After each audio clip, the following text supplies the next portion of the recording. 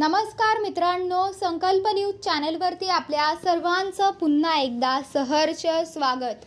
आताच्या क्षणाची सर्वात मोठी आणि महत्त्वाची बातमी समोर येत आहे।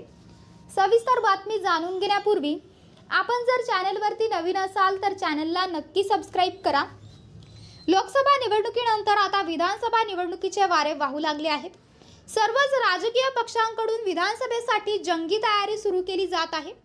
महाविकास आघाडी आणि महायुतीत सध्या जागा वाटपावर चर्चा सुरू आहे।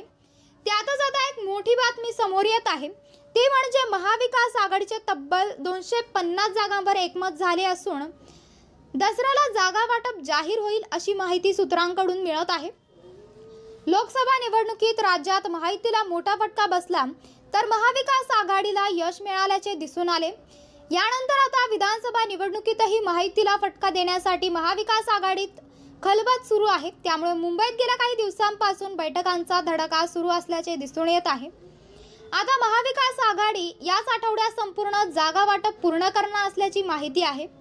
त्यानंतर दसऱ्याच्या जवळपास तिन्ही पक्ष मिळून एकत्र जागा वाटप जाहीर करणार आहेत।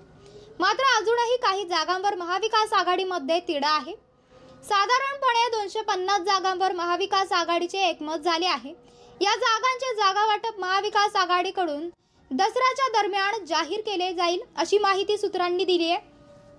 तर काल विदर्भातील काही जागांवर पुन्हा एकदा चर्चा करण्यात आली।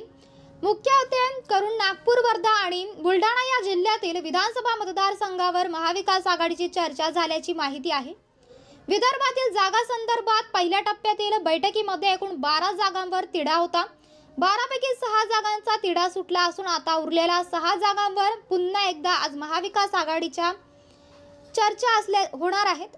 शिवाय विदर्भातील उर्वरित जिल्ह्यातील जागांवर सुद्धा पुन्हा एकदा चर्चा होईल। विदर्भातील ज्या काही मोजक्या जागांवर महाविकास आघाडीमध्ये तिढा आहे आणि ज्यांची चर्चा सुरू आहे यामध्ये काही जागा या शिवसेना ठाकरे गटांच्या पारंपरिक लढत असलेल्या जागा आहेत, ज्यावर काँग्रेसचा दावा आहे, तर काही जागा काँग्रेसच्या ताकद असलेल्या आणि पारंपरिक जागा आहेत, तेथे ठाकरे गटाने आणि राष्ट्रवादी काँग्रेसने दावा केला आहे। त्यामुळे काही मोजक्या जागांवर तिढा निर्माण झाला आहे। त्या जागांवर मेरिटनुसार निर्णय घेतला जाणार असल्याचं सांगण्यात येत आहे।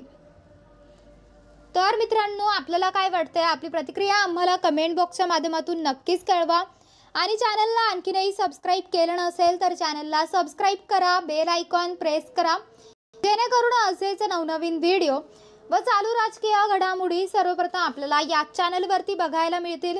भेटूयात पुढच्या व्हिडिओस, तोपर्यंत धन्यवाद। जय महाराष्ट्र।